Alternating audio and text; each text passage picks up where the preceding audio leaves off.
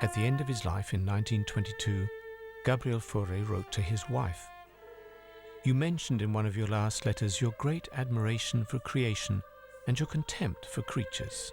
Are you being fair? The universe is order and man is disorder. But is that his fault?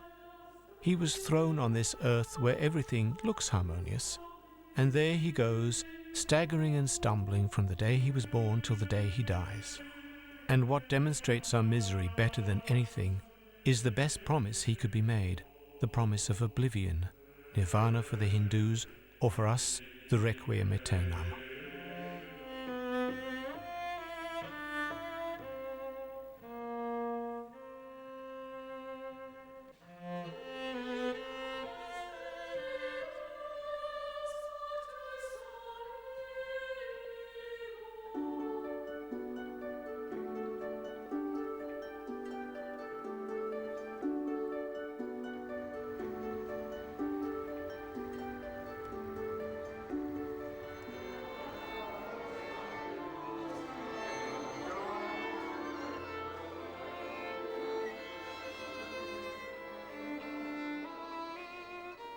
C'est à la fois la fragilité et aussi quelque chose de très très fort. Et le Requiem fait partie aussi de ces œuvres qu'il faut chanter avec un peu de distance pour qu'elles puissent s'exprimer vraiment pleinement et simplement comme ça.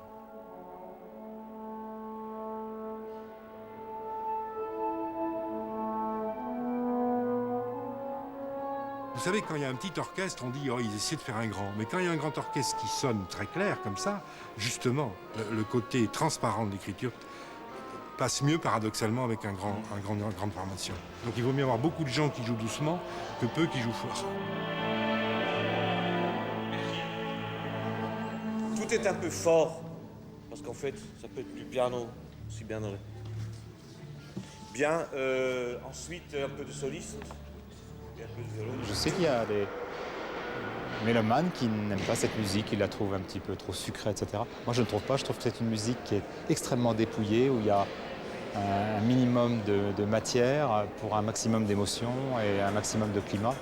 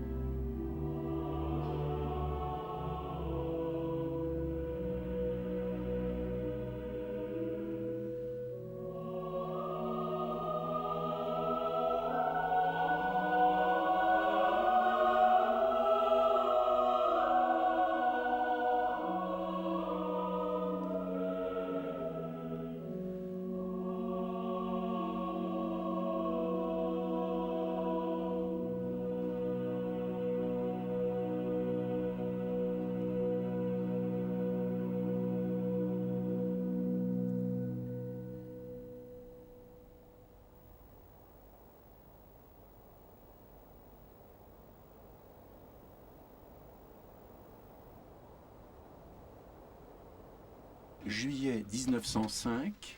Ça, c'est une des rares photos de Gabriel Fauré à l'orgue de la Madeleine, avec la vieille console qu'on retrouve en grande partie.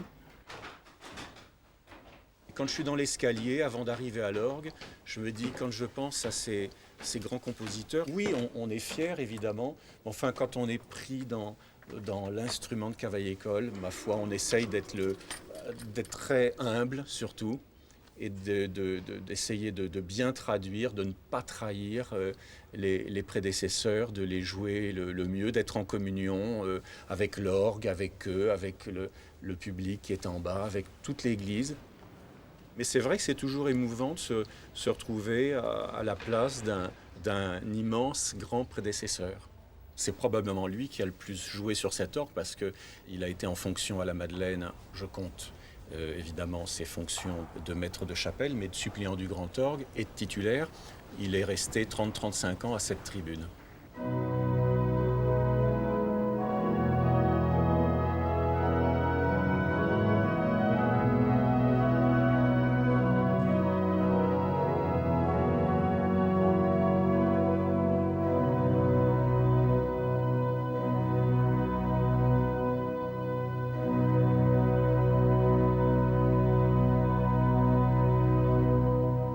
Moi, je ne suis nommé ici que depuis 6 ans. Et j'ai su au bout d'un an et demi, qu'il y avait des partitions qui étaient près de la chaufferie. Et mon prédécesseur avait trouvé donc la partition de Gabriel Fauré, visiblement un manuscrit ou tout en partie du manuscrit, dans cette chaufferie. Alors là, on rentre dans les méandres, dans le ventre de la Madeleine, pas le ventre de Paris, mais pas loin.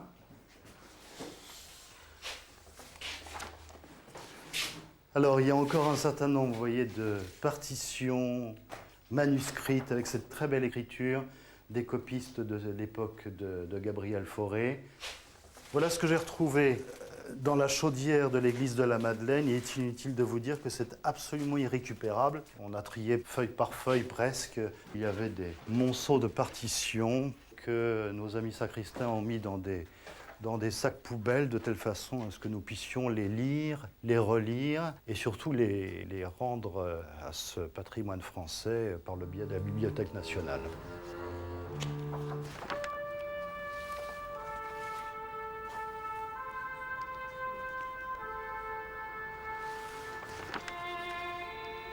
Ce manuscrit est spécialement intéressant puisqu'on a cette toute première version avec cordes et qu'on sait combien son éditeur n'était pas très convaincu par cette version de chambre qui augurait mal d'une diffusion commerciale auprès des grands orchestres.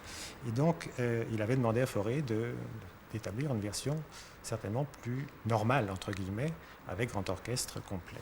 Et Fauré a commencé effectivement ce travail. On voit ici des indications. 2 bassons qu'il a ajoutés, alors qu'en principe elles devraient être tout à fait en haut, elles sont en bas. On voit là aussi 4 corps au lieu de 2 qui apparaissent de sa main. Mais alors ce qui est très troublant, c'est que cette préparation de réorchestration de la grande version ne correspond pas à la version publiée. Et donc il y a vraiment des différences importantes où on voit que cette grande version, eh bien, finalement les sources, on les cherche encore, car s'il y a eu un collaborateur, ce qui est possible, peut-être Roger Ducasse, il a dû donner un manuscrit pour graver la partition actuelle, mais ce manuscrit a totalement disparu. Donc de la grande version, on n'a aucune source manuscrite. C'est à partir de cela, c'est une espèce de puzzle, si vous voulez, en contrôlant par rapport à ces manuscrits d'origine, en contrôlant par rapport à ces parties séparées, qu'il a fallu reconstituer en somme cette version, puisqu'il y a beaucoup de choses qui sont communes. La musique est la même pratiquement, mais c'est l'orchestration qui est tout à fait différente. Donc c'est une résurrection en somme un siècle après.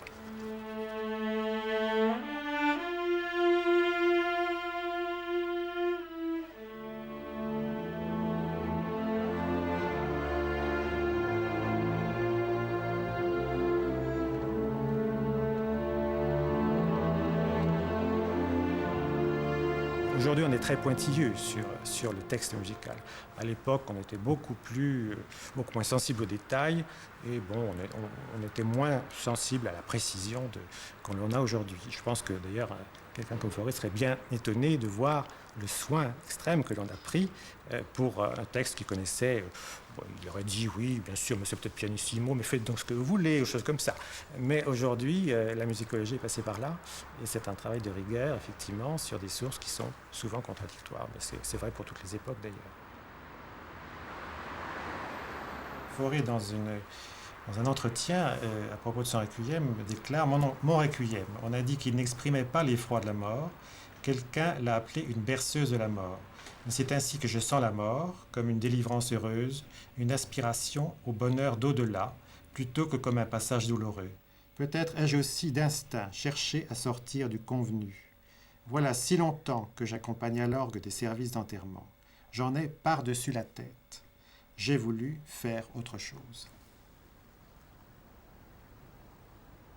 Donc de son vivant, ça a été vraiment un très grand succès. Comme il l'écrit en s'amusant à Isaïe, il dit mon requiem est joué à Bruxelles, à Nancy, à Marseille, à Londres. Tu vas voir que je vais devenir un musicien connu.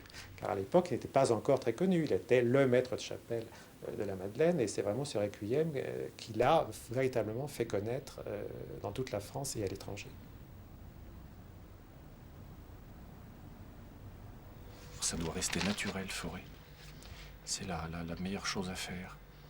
Et du reste, celui qui l'a le mieux compris, c'est Hervé ici. Il en a fait une interprétation très simple, très naturelle. C'est ça qu'il fallait faire.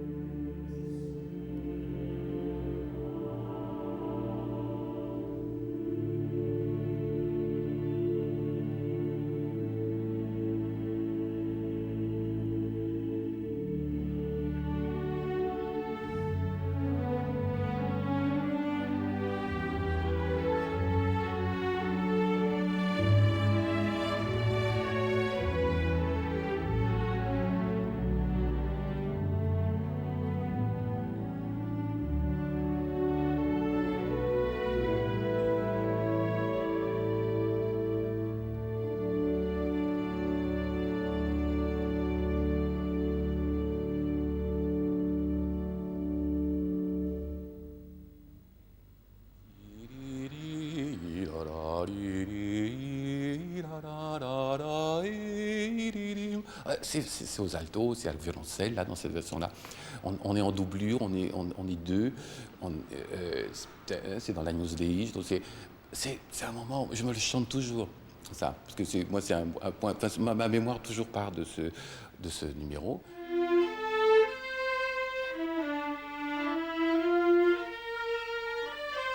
Quand j'entends le requiem, je me dis, mais est-ce que je peux pleurer? Oui, mais ce ne sont pas les larmes habituelles, je dirais. Ce sont des larmes de joie, ce sont des larmes de libération. C'est comme une émotion esthétique que l'on peut avoir face à la beauté, et on est heureux. On n'ose pas dire que c'est un chef-d'œuvre parce que c'est très connu. C'est comme la 5e de Beethoven, on n'ose plus dire quoi que ce soit, alors que c'est le monument de l'unité. C'est le contraire de l'éthéré, c'est ta, point. Je veux dire, c'est clair, précis, c'est ça. Un motif rythmique, simple. Mais Fauré, lui, c'est une œuvre célébrissime parce qu'elle fait appel au cœur de chacun d'entre nous. On a ça en nous, on a ces chansons populaires aussi dans l'oreille, on a ces berceuses de quand on était petit, et tout ça nous amène à ces chants qu'on dirait naturels, le plus naturel possible. Pardon. Excusez-moi. Het is niet en place. Tata papati, tata pati, pata papi. Et c'est une berceuse, hein. Ça il l'a dit lui-même. Hein. Tout son requiem en fait. 2, 3. 1, 2, 3. 1, 2. Et. La musique française, elle est dans cette ambiance impressionniste.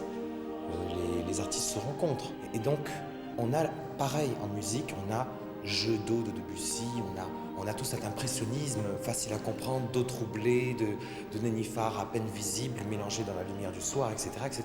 Le tragique, peut-être du destin, du moment, n'a pas besoin de cris, n'a pas besoin d'une énorme rhétorique ou d'un sens profond des choses. La légèreté, l'instant. Et je trouve que c'est très beau de partir sans se retourner. Je trouve qu'on retrouve un petit peu le mythe tragique peut-être d'Orphée. On ne se retourne pas pour voir sa femme ou la beauté. Autrement, on le paye le prix fort. Je trouve que la beauté de cette œuvre, c'est que Fauré a été très très loin, c'est son peut-être point fort, dans une espèce de très grande force, d'une très grande simplicité. C'est ce qui fait que d'abord l'œuvre est... Aucune œuvre n'est facile à jouer ni à chanter, puisque tout est difficile pour arriver au cœur d'une certaine vérité, beauté, je ne sais pas. Mais en même temps, il est vrai que c'est une œuvre que les chorales amateurs peuvent chanter facilement, parce que les notes, c'est facile, et c'est aussi facile à jouer, entre guillemets. Ce qui est peut-être difficile, c'est d'atteindre un moment de beauté. Et très simplicime, donc rien faire, la musique fait tout.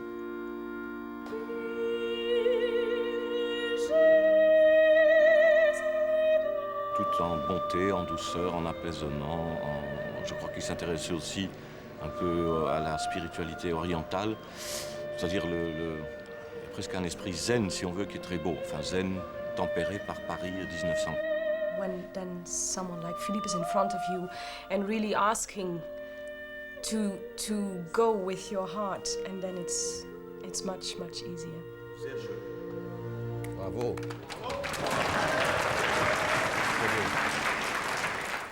Il était plutôt païen, dit-on, d'une part, puis il se méfiait beaucoup de la structure hiérarchique de l'Église. Il paraît, j'ai lu que les autorités ecclésiastiques de la Madeleine, lui faisaient des ennuis parce qu'ils trouvaient, tout comme on faisait des ennuis à Bach, que c'était une musique inappropriée à la religion.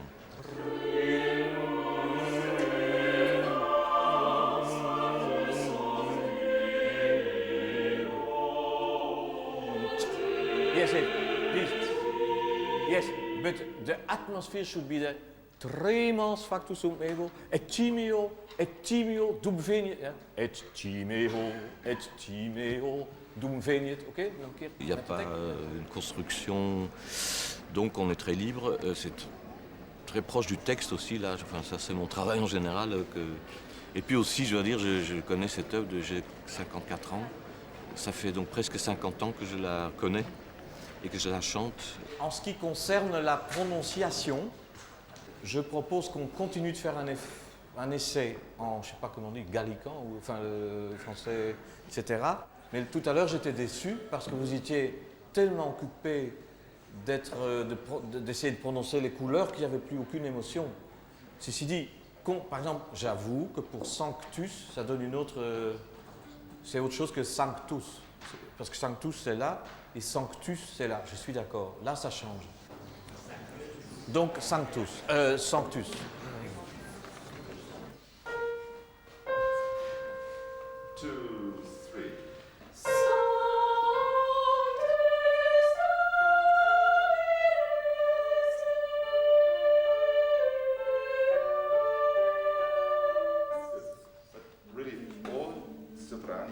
Le latin a une couleur française. Il y a même quelques enregistrements du début du siècle de pièces en latin qui prouvent qu'effectivement on chantait le latin de cette façon-là. Je pense que ce que ça peut apporter au texte musical du requiem, c'est un peu plus d'acidité quelque part.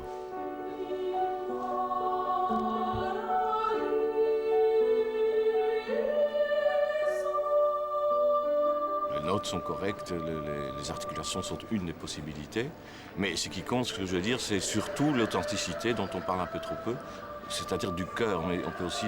C'est-à-dire ça, c'est ce qui m'importe vraiment, et malheureusement, on ne peut pas trop en parler. C'est pour ça qu'on en parle peu, parce qu'on ne peut pas en parler. C'est-à-dire, qu'est-ce que cette musique veut dire? Comment est-ce qu'on peut essayer de la ressentir sincèrement quand on la lit ou quand on se l'imagine? Et puis de transmettre, ça c'est la chose vraiment capitale. That means taking risks, and maybe sometimes it's a bit flat or a bit too high, but as long as if it's with, you know, this feeling, that's what it's all about. That's what music making is all about. 2 et 3.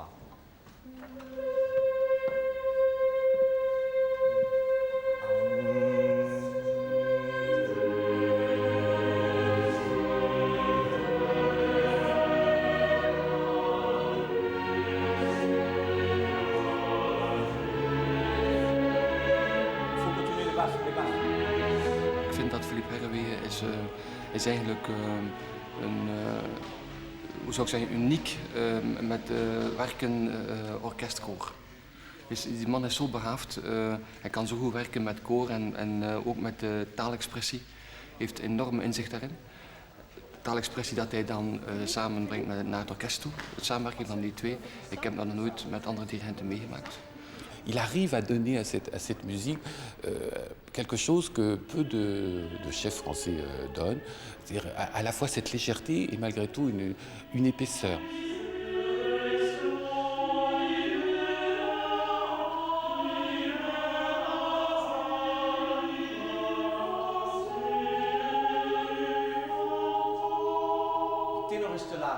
La voix médiane, je crois dans le bouddhisme, c'est quelque chose qui évite les tensions, donc, qui peut-être n'a pas de corps, Moi, je trouve que ça correspond très bien à Fauré. Après, bien entendu, il a fallu peut-être jouer dans des grandes églises, mais l'orchestration donc successive, l'ajout on peut dire, de couleurs, l'ajout d'une espèce de richesse instrumentale, d'un coloris beaucoup plus brillant et beaucoup plus éclatant, a permis à cette œuvre d'être connue dans le monde entier, parce que je crois qu'il dit à un moment, voilà, je suis joué dans telle ville, et pour lui, c'est nouveau, c'est merveilleux. C'est vrai qu'il a fait une carrière tout à fait, on peut dire, pas marginale, mais enfin, il était quand même sur le côté. Reconnu des musiciens, mais le public, les mélomanes même, le trouvaient un tout petit peu à part. À l'époque, Gabriel Fauré écrivait son requiem. Il lui a dit, de toute façon, je ne crois pas en Dieu. Mais pourtant, pendant Paradisium, j'ai cru toucher aux portes du paradis.